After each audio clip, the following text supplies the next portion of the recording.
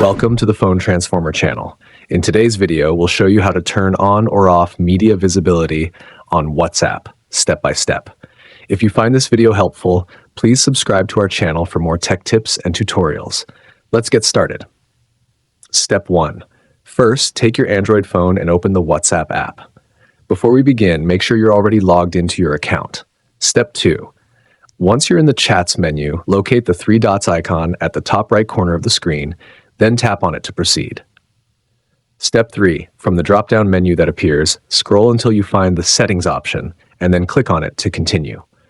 Step 4. Inside the Settings menu, scroll down and find the Chats option.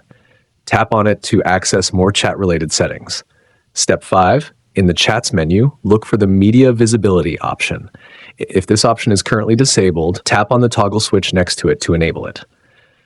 This allows media from chats to show up in your phone's gallery. Step 6. If you want to disable this feature, tap the toggle switch again to turn off media visibility.